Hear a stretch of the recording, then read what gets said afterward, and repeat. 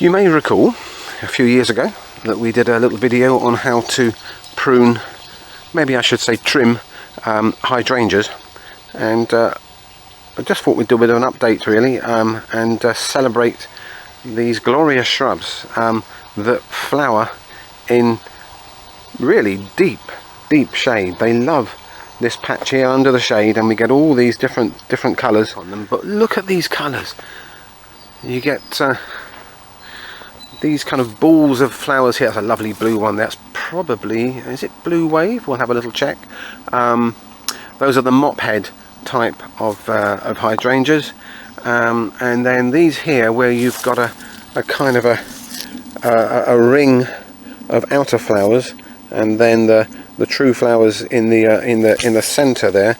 That's the lace cap hydrangeas. Both types available in all sorts of different colours. Nice acer there as well.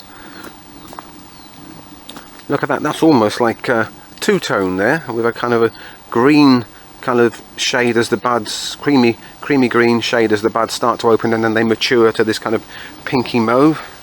Another lovely blue one there. There we are, look at that one. Quite unusual. So, there you go. If you've got a shady part of the garden and you want something that will flower for months and months and months, and even when the flowers go over, when they finish flowering, they can still look lovely into the autumn and even over winter as they kind of become dried flowers.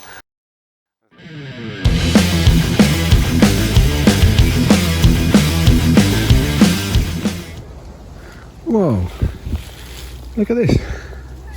We're in November, and even in this stage we're getting frosts overnight. We've still got some lovely colour on these hydrangeas. They do give such great value because they flower, well, they start flowering probably in June. Meow meow meow meow.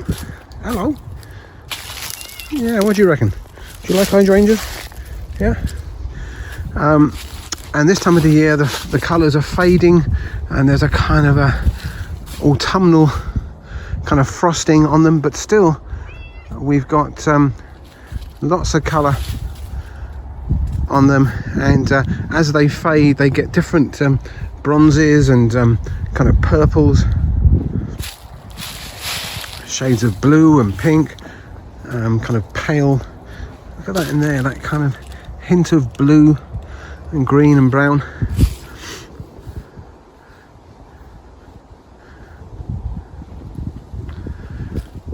So that's hydrangeas for you, not bad, eh? What a plant, what a shrub, and you can see that they love to grow in the shade here.